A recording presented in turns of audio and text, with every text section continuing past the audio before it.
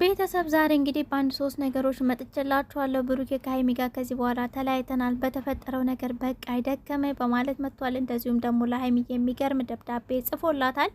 ለብሩኬ የተገዛው ሀብል በሌላ አንገት ላይ ውሏል። ኢየሩስ ጋር ብዙ አዳዲስ ነገሮች አሉ። ስለ ዲኤንኤ ዛሬም በዛ ዙሪያ ላይ አንዳንድ ነገሮች ይዛ መጥታለች። ሰብሰብ አድርጌ ይዤላችሁ መጥቻለሁ። በመጀመሪያ ከብሩኬ ሲጀምርላችሁ እውነት ለመናገር የዛሬው የብሩኬ ለያዥ ለግናዥ ያስቸገረ ነገር ነው። ይችን የመሰለች አበባ ይችን የመሰለች ቆንጆ አይደለም በቤተሰብ በጠላት ሳትወደድም እንዴ! እንዴት ነው ከቤተሰቦቹ ጋር የምታገናኘው የምታያይዘው? ብሩኬ እኔ ለብሩኬም ሆነ ለሀይሚ መናገር ፈልገው አንዳንዴ በቀልድም ቢሆን የምንናገራቸው ነገሮች ቃላቶች ሰውን ይሰብራሉ። ገባችሁ አይደል? ጥንቃቄ ብናረግበት ብዬ አስባለሁ። ሲቀጥል እንደዚህ በአጭር ጊዜ ከሀይሚ ጋር ተለያይተናል የሚለውን ታምሌል ወር ደግሞ መግቢያውን አይተው ብዙ ሰዎች ሊደሰቱ ይችላሉ። እነዚህን ነገሮችም ታሳቢ ብታረጉበትኝ እና ሀይሚም እንግዲህ አይታችኋል ምን እንደመሰለ ፊቷ ማለት ነው። እና ብሩኬ እንግዲህ ያው ከሀይሚ ጋራ ማለት መለያየትን የመረጠበት ምክንያት ተለያይተናል ያለበት ምክንያት አንደኛ ከሙሼ ጋር ፕራንክ ስላደረገችው እናቴ ማረፍ አለባት፣ እንዴት ነው እንደዚህ አይነት ነገር አይመጥናትም፣ እንዴት ከሷ ጋር ሆነሽ ፕራንክ ታረጊያለሽ? ሲቀጥል ቤተሰቦች ሁሉ አይወዱሽም፣ አይፈልጉሽም። እስከዛሬም እያስመሰሉ ነበር። በዛ ዙሪያ ደግሞ እኔ ደብሮኛል፣ ከፍቶኛል። ፍቅሬን ከገለጽኩላት በኋላ ብዙ ጸባዮቿ ተቀያይረዋል። ሰላሜን አጣው። ሰላሜን ለማግኘት ወይንም ሁለታችንም ሰላማችንን ለማግኘት መለያየት አማራጭ ነው። ተለያይተናል ከዚህ በኋላ ነበር ግግም ብሎ ሲል የነበረው ድርቅ ቤተሰቦቹ የምሬን ነው የምላችሁኝና እኔ በጣም ግራ ገባኝ። ለመለያየቱ ሰበብ ስትለው ሀይሚ በጣም የተዘብራረቀ ነበር የሚነግራትኝ። አንደኛ ቤተሰቦች አይፈልጉሽም፣ አይወዱሽም። እነዚህ ነገሮች በፕራንክም ቢሆን አይባሉም። ብሩኬ የምር ብዙዎቻችሁ እኔ ላይ ነው የምትበረቱት እና የሆነ ነገር ልትሉ ትችላላችሁ ስትል ነበር። እኔ ላለሁ አዎ ላለሁ ወንድሜ። ምክንያቱም አንዳንድ ጊዜ ፕራንክም ቢሆኑ ማለት ነው አሚሯችሁ ላይ የሚቀመጡ ነገሮች አሉ። ገባችሁ አይደለ? አሁን እዚህ ጋር አንተ ቤተሰቦች አይወዱሽም እያስመሰሉ ነው እና ማስመሰላቸውን አለመውደዳቸውን ደግሞ ለኔ ነገሩ። በተለይ ደግሞ ሙሽዬ ትናንትና አብራሽ ስለነበረች አንቺ ለኔ እንደማትሆኚ ብዙ ነገር ነገረች ስትል በዛን ሰዓት ሀይሚ ክፉ ነገር ብትናገር ቤተሰብ ይህን ቪዲዮ ይመለከተዋል። ገባ አይደል? አንተም ደግሞ ይሰማሃል እና በቀልድም ሆነ በፕራንክም ሆነ የምትመጡበትን አንዳንድ ነገሮች ትኩረት አድርጉ። ገባችሁ አይደል? በንግግር መሀል የሰው ልብ ይሰበራል በሚለው ያን ነገር ትኩረት ብታደርጉበት። ሲቀጥል እንግዲህ ብሩኬ በጣም ዝብርቅ ያለ ሀሳብ ነበር ሲሰጥ የነበረው። በዛ ደግሞ ሀይሚ መረዳት ትችያለሽ። ማለት ትናንትና የተደረገውን ፕራንክ ነው በእርግጥ ፕራንክ የመለሰው ሀይሚ ላይ፣ ግን በእንደዚህ ሁኔታ አይደለም። ሌላ ብዙ የሚያዝናኑ ደስ የሚሉን ፕራንኮች አሉ። እውነቴን ነው የምልህ። እና ብሩኬ ቤተሰብ ደግሞ አታስገባ።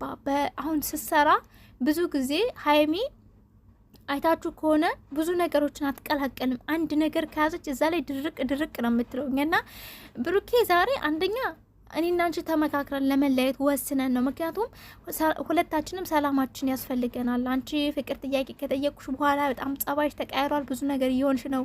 ያን ነገር ደግሞ እኔ መቋቋም አልችልም ይላል አንደኛ። ሁለተኛ ቤተሰቦች አልወደዱሽም። ሶስተኛ ሙሽዬ ትናንትና ባየችው ነገር ደስተኛ አይደለችም። ብዙ ነገር ስለነገረችኝ በቃ አታስፈልጊንም ነበር ሲል የነበረውኝና እኔም አልፈልግም፣ ከዚህ በኋላ ከአንቺ ጋር መቀጠል አልፈልግም፣ ቤተሰቦችም ደግሞ አይወዱሽም አይፈልጉሽም ሲል ነበርና ይሄ ቃል ለሀይሚም ጥሩ አይደለም፣ ይሰብራታል።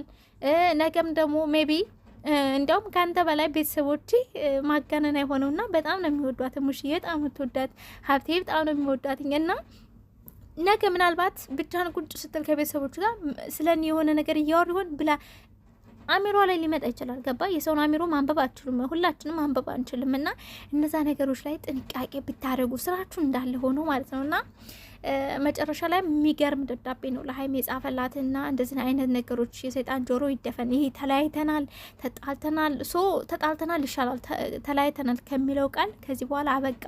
መግቢያ ላይ ራሱ ግግም ብሎ ነበር ብሩኬ እንደተለያዩ ይሆናል ሪል የሆነ ነገር ነበር የሚናገር የሚመስለውኝና እንደማይሆን አውቃለሁ። ግን ደግሞ አረ ዘንድሮ ፍቅር አረ ይቅር ነው የሚባለው። ከባቻለን ይሄን ነገር ስትሰሙና ብሩኬ እዚህ ላይ ትኩረት ብታረግበት፣ ንግግር ላይ አንዳንድ ነገሮች ላይ ፎከስ ብታረግ መልካም ነው ብዬ አስባለሁ። ከዛ አንግል ነው እንጂ እኛ የምንናገር አንተን መናገር ፈልጌ አይደለም፣ እኔ ፈልጌ አይደለም። ግን ደግሞ ወንድሜ ስለሆነ እናገራለሁ እንዴ። እና ሀይሚዬም በጣም ደንግጣ ነበር፣ ተረብሻ ነበር። ግን መሀከል ላይ ብሩኬ ሲወላውል ማለት ነው አንዴ ሙሽ ናት እንደዛ ያለች ይችላል፣ አንዴ ቤተሰብ አይወድሽም አይፈልግሽም ሲል፣ አንዴ ደግሞ እኔና አንቺ ወስነን አይደል እንዲ ለመለያየት ምናምን ሲል የሆነ ነቃችበት መሰለኝ፣ ተረጋጋች እንጂ የሆነ ሰዓት ላይ በጣም ተናዳ ሁሉ ቿን ያደረገችው በጥፊ ቤተሰብ የምር እንዴ። ከዛ በኋላማ ብሩኬ ይበርድለታል። ምንድነው ሰክሮ ነው ጠጥቶ ነው እያልኩላ ነበር። ምንድነው እንደዚህ የሚዘወራርቀው? ምን ነክቶት ነው?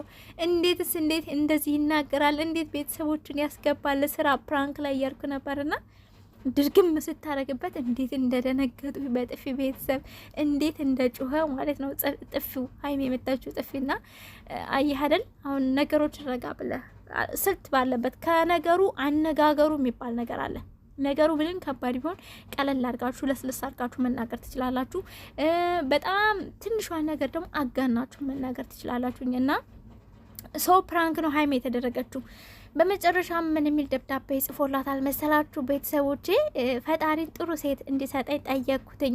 እሱም ሁለተኛ እናት የሆነች ፍቅረኛ ሰጠኝ። እወድሻለሁኝ፣ የታሰረ ልብ፣ እንደዚሁም ደግሞ ፈጣሪውን የሚያመሰግነች እና ደግሞ ኖርማል ልብ አድርጎ አስቀምጦ ፖስት አድርጓል ብሩኬ ማለት ነው። እና ስጋን ከነፍሷ እንደማትለየው ሁሉ እኔም ካንቺ በሞት ካልሆነ በስተቀር አልለይም ብሏታል ሀይሚ ማለት ነው። አይታችሁ ከሆነ መጨረሻው ሀይሚ ግን በጣም ነው ግራ የተጋባችሁ ነበረ። ከኔ መለየት ፈልገ ነው መጣላት ፈልገ ነው በጣም እየጠየቀችሁ ነበረ። ምንም ማለት ሰው ልጅ ሊጣላ ሁላ እኮ ይችላል ማለት ብዙ ደረጃ ሊደርስ ይችላል። ላይ የምትለዋን ቃል ሳይሆን ማምጣት የለባችሁ ችግሩን እንዴት እንፍታ እንዴት እንስማማ የሚለውን ነው። ሜቢ እንደው ቀጣይ ሰው ከሰው ጋር ይጋጫል። በነገራችን ላይ ሰው ምንም ፍቅር ብትሆኑ ምንም ብትዋደዱ የሆነ ነገር በሆነ ነገር ልትጋጩ ትችላላችሁ። የዛን ሰዓት እንዲያውም ሴት ልጅ ናት ቶሎ ብላ ላይ የሚለው መፍትሄ የምታመጣው። ገባችሁ አይደል?